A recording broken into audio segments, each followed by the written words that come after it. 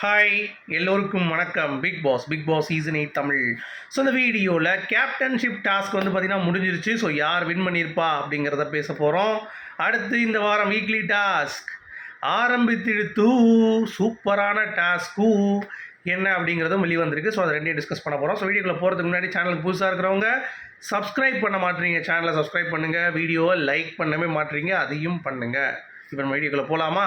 So captainship task ரொம்ப சூப்பராக வந்து நடந்துகிட்ருக்கு அப்படிங்கிறது தான் முடிஞ்சிருக்கு இப்போது. ஸோ என்ன நடந்திருக்குன்னு பார்த்தீங்கன்னா, நம்ம ஜெஃப்ரிக்கும் சாச்சனாவுக்கும் வந்து ரொம்ப டஃப் ஃபைட்டு தான். அதாவது ரொம்ப ஈஸியாலாம் விட்டு கொடுக்கல.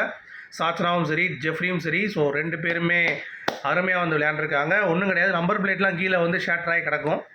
பிளாஸ்மாவில் ஒரு நம்பர் காட்டப்படும், அந்த நம்பரை போய் இவங்க எடுக்கணும். ஸோ கிட்டத்தட்ட கீழே வந்து ஒரு 50-60 நம்பர் பிளேட்டாக கிடக்கு.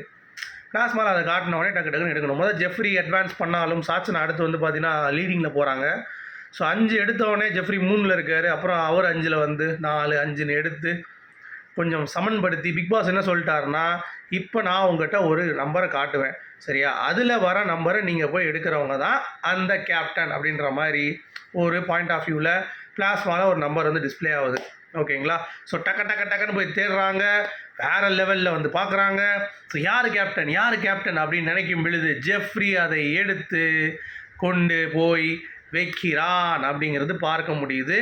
ஸோ எல்லோரும் செம ஹாப்பி. அதுவும் இந்த கோவா கேங் வந்து பார்த்திங்கன்னா முதல்லையே ஐயோன்னு சொல்லிட்டு இதில் சௌந்தர்யாவோட இன்ஃப்ளூயன்ஸ் வந்து ரொம்ப இருக்குது. வந்து ஜெஃப்ரி வந்து ஓகே பரவாயில்ல அவன் கேப்டனாக இருக்கட்டும் அப்படின்ற மாதிரி ஓப்பனாக சொல்லிட்டான். பட் இருந்தாலும் அவனுக்கு ஒரு மனசுக்குள்ளே ஒரு இது தான். அதை வந்து சௌந்தர்யா புரிய வச்சது. நைட்டு உட்காந்து பேசினாங்கல்ல, இந்த மாதிரி உனக்கான வாய்ப்பு இது, இன்னொருத்தனை கொடுக்கணும்னு நினைக்காத, நீ தான் விளையாடணும், உனக்காக நீ வந்திருக்க, அதை வந்து நீ இன்ஃப்ளூயன்ஸ் ஆகாத, அது ரொம்ப தப்பாக போகும் வெளியே. இன்னொன்று, இது தப்பாக போகும் வெளியே தாண்டி நீ வந்து உன்னுடைய பாயிண்ட் ஆஃப் வியூவில் என்ன பேச போகிற, உனக்கும் ஆசை இருக்குங்கிறப்ப நீ தான் வந்து விளையாடணும், யாருக்காக விட்டு கொடுக்கூடாது. அவங்க விளையாடுறது அவங்க பார்த்துப்பாங்க, அதுதான் வந்து ஃபேக்ட் அப்படின்றத சொன்னாங்க. ஸோ அதன் அடிப்படையில் ஜெஃப்ரி வந்து பார்த்தீங்கன்னா கேப்டன் ஆகிட்டாப்பில். ஸோ கோவா ஹாப்பி அண்ணாச்சி அப்படிங்கிறது தான் நம்ம சாச்சனா வந்து கொஞ்சம் வருத்தப்படுறாங்க அப்படிங்கிறது பார்க்க முடியுது. பட் இட்ஸ் ஓகே, இது வரைக்கும் வந்ததே பெரிய விஷயம். So Jeffrey become the new captain of the house அப்படின்றது தான் அறிவிக்கிறார். தீபக் வந்து இதனுடைய மேற்பார்வையாளர் டாஸ்க் வந்து பார்த்துருக்காரு அப்படிங்கிறது பார்க்க முடியுது, சரிங்களா? ஸோ ஜெஃப்ரி ஆகிட்டாரு. இப்போ செம்ம ட்விஸ்ட் என்னென்னா, இந்த வாரம் வீக்லி டாஸ்க் என்னவாக இருக்கும் அப்படின்றது தான். ஸோ ஏஞ்சல் டெமான் டாஸ்க் வந்து பார்த்தீங்க அப்படின்னா வைக்கிறாங்க. ஸோ அதில் ரொம்ப முக்கியமான ஒரு அப்டேட் வந்து பார்த்தீங்கன்னா, ஏஞ்சல் வைஸ் டெமான் வந்து பிபி அல்டிமேட்டில் வச்சுருக்காங்க. பட் அது வேறு ஃபார்மெட்டில் இருந்தது. அதாவது ஒரு சூனியக்கார இது மாதிரி, ஒரு ராஜா மாதிரி பயங்கரமான ஒரு டெரரான வில்லனாக வந்து பார்த்திங்கன்னா நம்ம நிரூப் வந்து பண்ணியிருப்பார், நீங்கள் பார்த்துருப்பீங்கன்னு நினைக்கிறேன். ஸோ அந்த ஒரு இம்பேக்ட் வந்து இருந்தது. ஆனால் அடுத்து வந்து பார்த்திங்கன்னா சீசன் 6ல் டிஃப்ரெண்ட்டாக இருந்தது.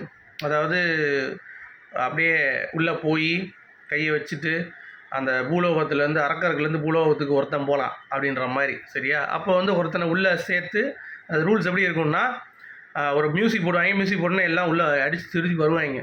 அதை தடுக்கணும், ஏஞ்சல்ஸ்லாம் வெளியே வந்து தடுக்கணும். அப்போ அரக்கர்கள் யாரும் உள்ளே வந்துட்டானா அவன் ஏஞ்சலாக மாறிடுவான், சரியா? எல்லாம் சேர்த்து ஏஞ்சல்ஸில் டிஸ்கஷன் போட்டு அவங்க இதில் அரக்கருக்கு ஒருத்தன் அனுப்பணும். ஸோ இதுதான் ஃபார்மெட், ஓகேவா? ஆனால் அரக்கருக்கு அனுப்பி அவங்கள வந்து டை பண்ணி வைப்பாங்க அந்த அரக்கர்களை. அப்புறம் வந்து ஜெயிலில் போட்டு வைப்பாங்க. அதில் கம்பி அசீம் கழட்டினதெல்லாம் வந்து இன்னும் மறக்க முடியாத ஒரு டாஸ்க் அது. அப்புறம் உள்ளே போகும்போது அந்த குறும்படம்லாம் போட்டாங்க. ஜனனிக்கு வந்து பார்த்திங்கன்னா நான் தொட்டேன்னாங்க, விக்ரமன் நான் தொட்டேன்னாரு. அந்த மாதிரி நான் இன்னும் அது ஒரு டைலாக் கூட இருக்கும், செம்ம டைலாக். என்னென்னா, நான் என்னமோ சொல்லுவாங்களே, அது சூப்பராக இருக்கும். அது ஒரு தடவை சொல்லு, நான் வந்துட்டேன்னு சொல்லு, திரும்ப வந்துட்டேன்னு சொல்லு அப்படின்ற மாதிரி இருக்கும்ல அந்த கபால் டைலாக். அதை பேசிட்டு தான் உள்ளே வருவாங்க எல்லாருமே. அது ரொம்ப ஃபன்னாக இருந்தது. ஸோ டிஸ்கஷன் பண்ணி உள்ளே ஒருத்தவங்க அரக்கர் வந்துட்டாங்க அப்படின்னா அவர் ஏஞ்சலாக மாறிடுவார், ஓகேவா? உள்ளே இருக்கிற ஏஞ்சல் டிஸ்கஷன் பண்ணி ஒருத்தர் அரக்கரை அனுப்புவாங்க. ஸோ இதுதான் வந்து ஃபார்மெட்டு. அதுக்கடுத்து உள்ளே போகிறப்ப அந்த இதுக்குள்ளே போவாங்க. ஒரு டைம் வந்து அலோவ் பண்ணுவாங்க மியூசிக் போட்டவொடனே. அது உள்ளே போகிறப்ப பயங்கரமாக இருக்கும். தடுக்கணும், அதை மீறி உள்ளே போகணும், சரியா? ஸோ வேறு லெவல் இருக்கும். ப்ளஸ் அது எப்போ வருவாங்கன்னு சொல்ல முடியாது. அந்த கேஜை ஓப்பன் பண்ணி எப்போனாலும் வருவாங்க. ஸோ அது பயங்கரமாக இருக்கும். உள்ளே வந்தாலே ஒரு சரியான மியூசிக் போட்டு வர இருப்பாங்க, நல்லா இடி இடிக்கிற மாதிரி. ஸோ பயங்கரமாக இருக்கும். பார்ப்போம் எப்படி ஆடுறாங்கன்ட்டு. உங்களுடைய கருத்துக்கு சொல்லி மீண்டும் சந்திப்போம். Good bye.